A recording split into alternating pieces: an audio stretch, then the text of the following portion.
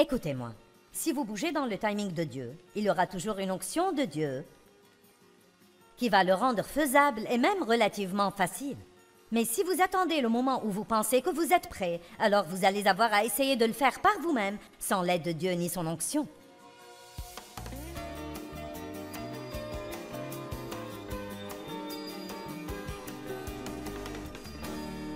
Un de mes buts est de nous aider, chacun de nous, à arriver au stade où nous avons l'esprit tourné selon Dieu, où nous avons vraiment la révélation que Christ vit à l'intérieur de nous, que nous sommes la maison de Dieu. À chaque fois que nous entendons ça, nous devrions dire « Je suis la maison de Dieu ». Colossiens 1, 27 dit « La glorieuse richesse de ce mystère, c'est Christ en nous, l'espérance de la gloire ». Je crois que Jésus est venu vivre en nous parce que nous n'avons aucune chance d'espérer vivre la vie qu'il veut que nous vivions si sa présence n'est pas en nous en permanence pour nous fortifier, nous enseigner, nous donner la sagesse, nous donner la force de faire ce qu'il nous demande de faire. Amen. Donc je vous demande juste de dire que nous allons faire un peu de ménage à la maison. Et nous allons parler de votre cœur. La maison de votre cœur où Jésus habite. D'abord, il y a beaucoup de pièces dans une maison. La première pièce à laquelle nous voudrions penser et s'assurer qu'elle est propre est la salle d'études ou la bibliothèque qui sont vos pensées. À quelle sorte de choses pensez-vous? Et si vos pensées étaient soudainement réalisées en un film où tout le monde pourrait voir ce qu'il y a là-dedans?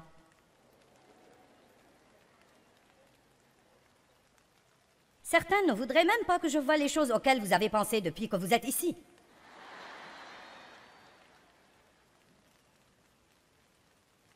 Eh bien, je me demande combien elle a payé pour la bague qu'elle porte. Espèce de petit curieux, quelqu'un me l'a offerte.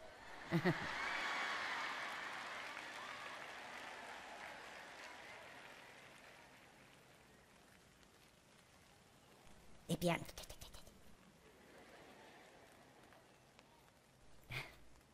Qu'est-ce qui se passe dans votre tête? La Bible dit que si vous détestez votre frère, c'est comme si vous le tuez. Elle dit également, si vous désirez une femme, c'est comme commettre l'adultère. Pensez-vous honnêtement, homme ou femme, que vous pouvez aller sur votre lieu de travail et avoir toutes sortes de pensées lascives concernant quelqu'un qui est là et jouer avec quelque chose comme ça dans votre esprit et que ça ne vous causera jamais de problème?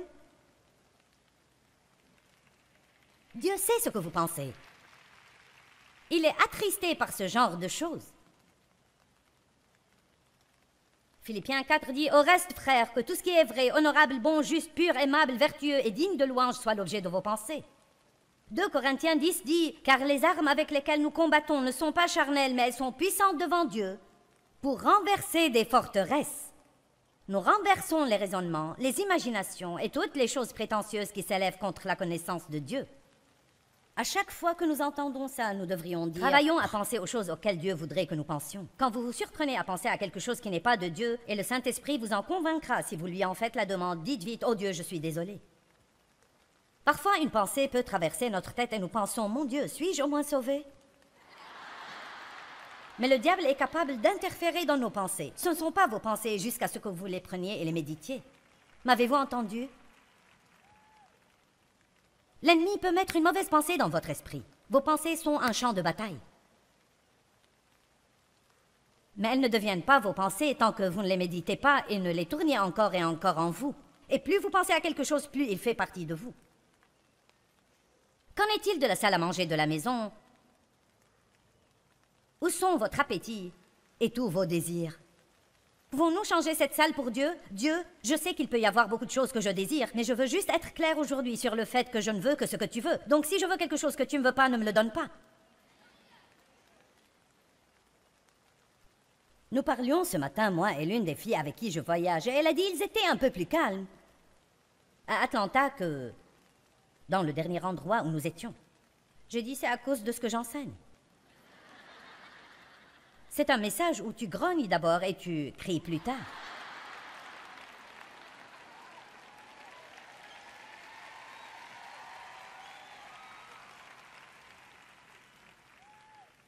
Ça m'est égal que vous soyez enthousiaste pourvu que vous soyez aidé.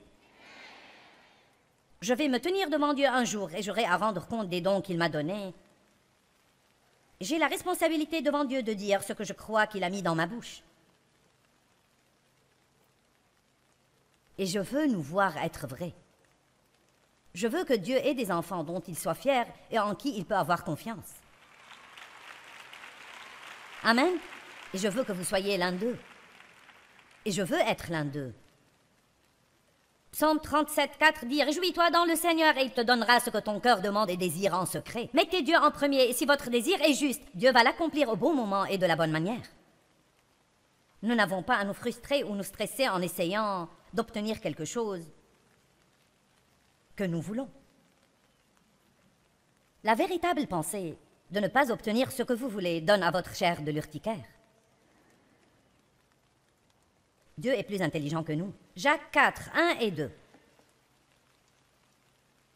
Il arrive que nos désirs, qui sont les choses que nous voulons, soient la cause principale des problèmes dans notre vie.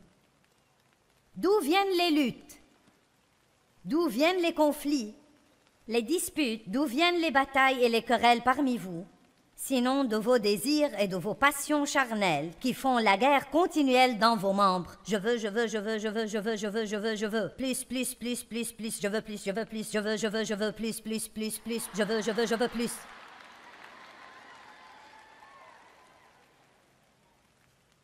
Vous êtes jaloux et vous convoitez ce que les autres ont. Et vous ne possédez pas, donc vous devenez meurtrier. Parce que haïr, c'est être meurtrier chaque fois que votre cœur est concerné. Et vous savez, peu importe, disons que vous êtes célibataire et que vous avez été seul plus longtemps que vous ne voulez l'être. Et vous avez eu à assister au mariage de 5 de vos amis les 2 dernières années. Et pour dire vrai, tout au fond, à l'intérieur, vous avez un petit ressentiment là et une petite jalousie et une petite attitude. Bien, vous feriez mieux de faire attention. Dieu veut que nous soyons heureux quand les autres sont bénis. Il veut que nous ayons confiance qu'il fera la bonne chose pour nous au bon moment. Donc Jacques dit, vous ne possédez pas parce que vous ne demandez pas. Parce que vous ne demandez pas. Si vous voulez quelque chose, demandez-le à Dieu. Mais s'il ne vous le donne pas, c'est parce qu'il a quelque chose de meilleur en tête et que vous n'êtes pas encore assez intelligent pour le demander. Nous n'avons même pas à être fâchés parce que nous n'avons pas ce que nous voulons. Parce que, honnêtement, si ce que nous voulons est ce que Dieu veut, il n'y a pas de démon qui peut le retenir loin de vous. J'ai dit, si ce que vous voulez est ce que Dieu veut, il n'y a pas de démon en enfer qui peut vous empêcher de l'avoir. Vous n'avez pas besoin de vous épuiser à chasser le diable. Vous obéissez à Dieu, soumettez-vous à Dieu, résistez au diable et il fuira. Dans notre soumission à Dieu, nous résistons vraiment au diable. Et je ne dis pas de ne pas prendre autorité sur lui. Un ordre dit à voix haute et extraordinaire. Jésus a dit, passe derrière moi, Satan. J'ai hurlé contre les démons en pensant que le diable était mon problème et je n'ai obtenu qu'un mal de gorge. J'ai perdu beaucoup d'années à vivre comme une chrétienne malheureuse et frustrée, à essayer de faire fonctionner tous ces principes de foi, tous ces principes de prospérité et ces principes de succès et ces principes de combat spirituel. Pour réaliser finalement que si c'était juste, et que j'y étais prête, et que c'était le bon temps, je n'allais avoir aucun problème à le faire. Super, il y en a 10 qui me croient.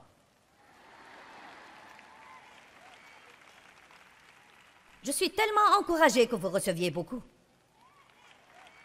Qu'en est-il du salon ou la salle de la famille dans votre vie? Là où nous rencontrons les gens et avons des amis. Qui sont vos amis?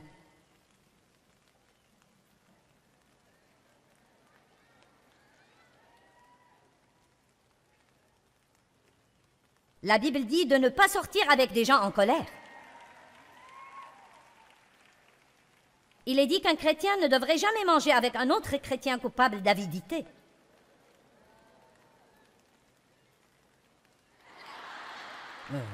Vous pensez, eh bien alors, je ne vais pas avoir d'amis. Et c'est triste, mais ça s'approche pas mal de la vérité. C'est pourquoi nous avons besoin de grandir. De quoi parlez-vous à la table avec les amis? Et quand vous vous asseyez dans le salon de votre vie, avec des amis? Est-ce une conversation que Dieu peut enregistrer dans son livre de souvenirs et qui le fait sourire? Ou est-ce que ça attriste le Saint-Esprit?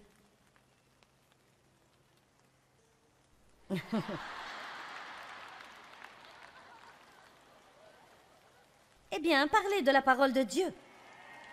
Parlez des grandes choses que Dieu a faites pour vous. Je vous dis quelque chose d'amusant. Mettez ensemble un groupe de gens et soyez créatifs sur les moyens d'aider les autres. Commencez un club d'honneur discret. Soyez un espion pour Dieu, et quand vous identifiez un besoin, si vous n'avez pas ce qu'il faut pour le combler, réunissez votre club et dites « Cette personne au travail n'a pas même un matelas pour dormir. Pourquoi ne pas nous cotiser et lui acheter un matelas ?» Je vais vous dire, vous allez être tellement heureux, vous n'allez pas le supporter. Arrêtez de prier Dieu de faire pour les gens des choses que vous pourriez faire, mais juste vous ne voulez pas dépenser d'argent. Arrêtez de prier Dieu de faire des choses pour les gens que vous pourriez faire facilement, mais vous ne voulez pas dépenser d'argent ou le temps ou l'effort. Oh Dieu, je te prie d'encourager Sœur Brown. Eh bien, décroche le téléphone.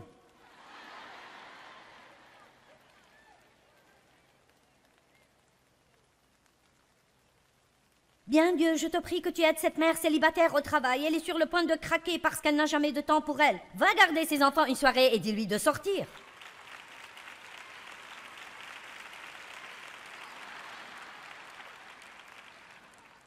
Ou alors, garde tes feuilles et ne porte pas de fruits.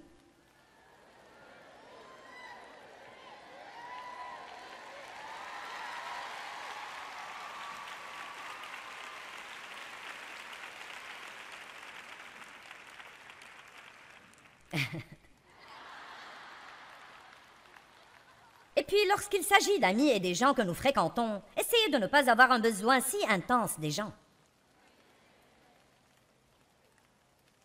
Ne vous laissez pas entraîner. Aimez tout le monde. Aidez les gens, mais ne vous laissez pas entraîner dans leurs problèmes, dans leur vie, et vous voulez tout savoir à leur sujet, vous mêlant de toutes leurs affaires. Il n'est pas nécessaire de vous mêler des affaires de quelqu'un d'autre, vous avez assez à faire avec les vôtres. Et moi aussi. Pendant que nous en sommes là, allons dans la cuisine pour 1 minute. Et si vous soumettiez votre manger à Dieu?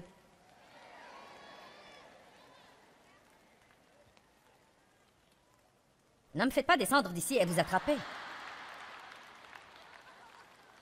Eh bien, Dieu ne s'intéresse pas à ce genre de choses.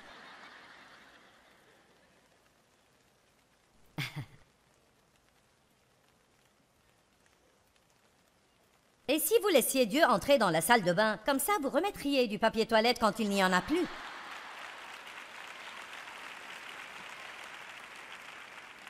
J'ai raconté une petite histoire dans une autre réunion sur comment je suis allée aux toilettes chez mon esthéticienne et j'ai fini le papier toilette et j'ai eu l'impression que Dieu voulait que je prenne le temps d'en trouver d'autres dans un tiroir quelque part. Et donc je cherche dans les tiroirs et je remets un rouleau, je l'ai pris et je l'ai posé sur le dessus du truc. Et j'ai pensé, pas besoin de le fixer, la prochaine personne peut le faire. Et il a dit, mets-le dans le distributeur.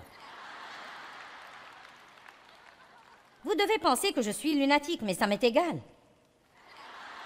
Laissez Dieu entrer dans tous les domaines de votre vie. S'il vous dit de remplacer le rouleau de papier toilette, vous le remplacez. S'il vous dit de remettre le chariot de supermarché à sa place, vous le faites.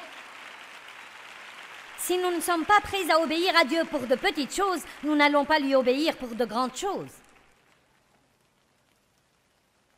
Vous allez acheter une paire de chaussures et vous découvrez qu'ils vous en ont donné 2 paires au lieu d'une. Ne rentrez pas à la maison en disant « Loué soit le Seigneur, il m'a béni ». Vous n'allez pas leur voler des chaussures.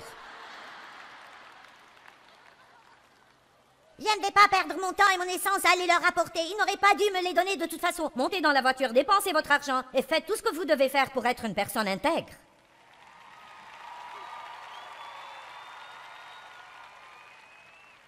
Et si vous invitiez Dieu dans la salle de travail de votre vie, faites-vous quelque chose avec votre vie qui porte des fruits? Ou prenez-vous seulement de la place?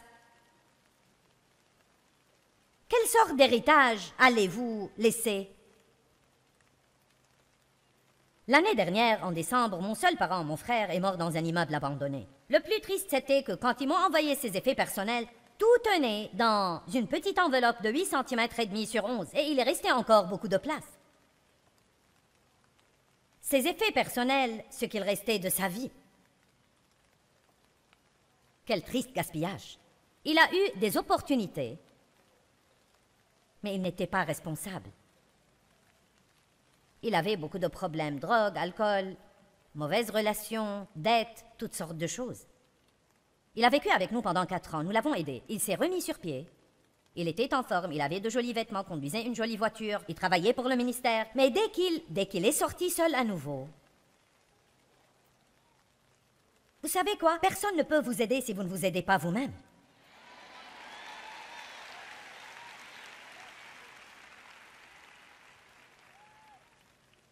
Vous devez apprendre à faire ce qui est juste quand personne ne regarde, parce que Dieu regarde toujours.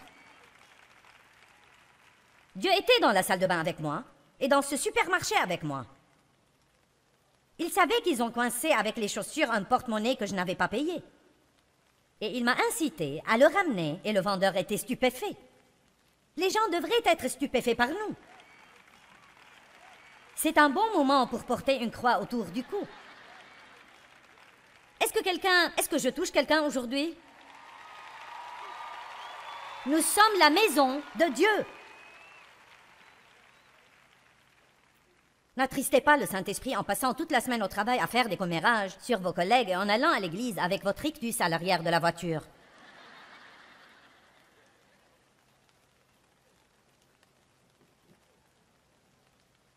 Et votre salle de divertissement?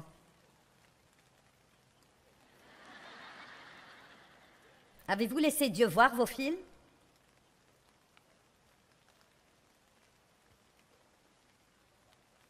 Vos divertissements? Le choix de vos amis? Il n'y a rien de mal à avoir du bon temps et à danser, je ne pense pas. Je suis sûre que quelqu'un va m'écrire une lettre, mais vous savez, je veux dire, mais il pourrait y avoir quelque chose de mauvais si vous dansez d'une manière lascive et horrible. Il n'y a rien de mal à un bon film, mais vous allez devoir en arrêter certains.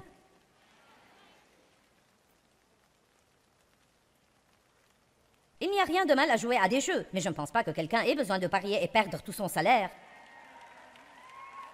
à cause de mauvaises habitudes de quelque sorte. Souvent dans le passé, parce que les chrétiens ne pouvaient pas se contrôler, ils ont fait des lois contre tout. Et puis ce qui finit par arriver, c'est que plus personne ne veut devenir un chrétien parce qu'il pense qu'on ne peut rien faire. Vous avez seulement à choisir ce que vous pouvez faire et ce que vous ne pouvez pas faire. Et nous devons glorifier Dieu dans nos divertissements, dans nos habitudes alimentaires, dans nos habitudes de dépenses, et avec qui nous sortons, nous devons l'inviter dans toutes les pièces de notre vie. Qu'en est-il de votre chambre à coucher?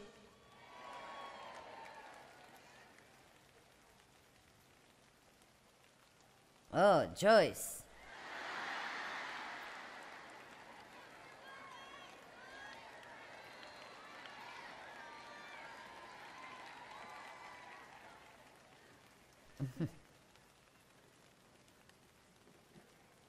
Qu'en est-il de votre vie sexuelle? Vous savez, le sexe n'est pas mauvais. Il a été décrété et ordonné par Dieu, mais il ne doit pas être corrompu. Il n'est pas permis à l'extérieur du mariage.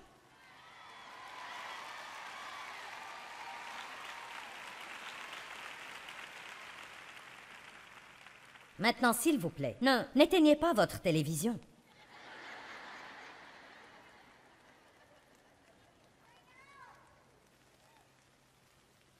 C'est très à la mode aujourd'hui pour les gens de vivre ensemble et d'essayer quelques années avant de même penser à se marier. Mais puis-je vous dire quelque chose? Et je vous aime, mais ce n'est pas à la mode chez Dieu. Et ce n'est pas bon pour vous. Si le Saint-Esprit est attristé, nous le sommes. Amen. Et il y a beaucoup de gens qui se disent chrétiens et qui ont des comportements comme cela. Écoutez, nous sommes dans le monde, mais pas du monde. Nous ne sommes pas meilleurs que le monde, nous n'avons pas à agir comme si nous étions plus saints que les autres. Mais nous devons être dans le monde et être qui nous sommes afin d'être une lumière dans les ténèbres. Et nous n'avons pas besoin d'être religieux, nous devons porter de bons fruits, l'amour, la joie, la paix, la patience, la bonté, la gentillesse. Vous prenez ce pécheur avec qui vous travaillez et vous commencez à être bon avec lui. pourvoyez à certains de ses besoins, priez pour lui, vous serez stupéfait de ce qui arrive. Le lit du mariage doit être gardé, sain et non souillé.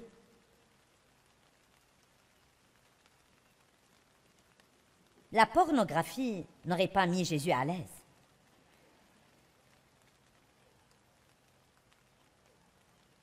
Et alors que nous approchons de la conclusion, qu'en est-il du grenier, du sous-sol ou des placards de votre maison?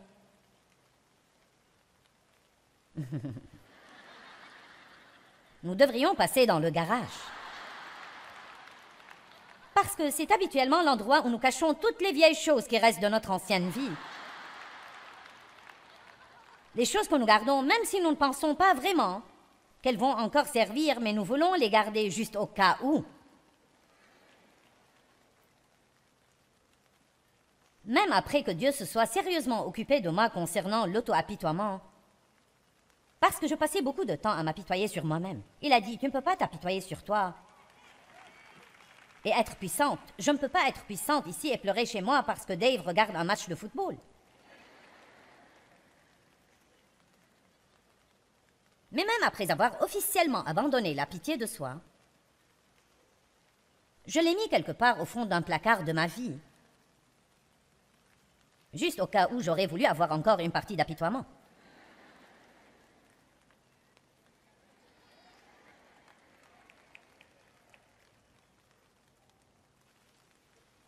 Et si on se débarrassait de tout ce qui ne plaît pas à Dieu? Que gardez-vous qui doit partir? Faisons un ménage approfondi. Laissez-moi dire ceci, avant que quiconque entreprenne un immense remue-ménage. Vous ne pouvez rien faire de tout ça sans Dieu. Donc avant tout, vous devez rentrer chez vous et dire « Dieu, me voici, un sacrifice vivant. Je te donne ma vie et je m'offre à toi complètement. Prends toutes mes facultés, tout ce que je suis, chaque pièce de ma vie. Je t'ouvre la porte en grand Dieu et je peux vous dire que beaucoup d'entre vous n'ont pas idée de ce que vous dites ou ce que ça implique. Ça va être très douloureux, je peux vous le dire. » Bon, je ne prends pas part à ça. Alors allez-y et soyez malheureux, c'est l'autre option. Je n'avais pas idée de ce que j'étais en train de dire à Dieu quand j'ai commencé à faire des prières comme celle-là. Et oh là là, je vous dis, Dieu a commencé à mettre ses doigts sur des choses dans ma vie qui faisaient « Oh non Dieu, pas ça, pas ça, pas ça! Oh Dieu, tout sauf ça, tout sauf ça! Oh Dieu, ne me fais pas faire ça! » Il est temps de nettoyer la maison, messieurs, dames. Vous avez un invité divin qui vit et demeure en vous en permanence. Vous êtes la maison de Dieu.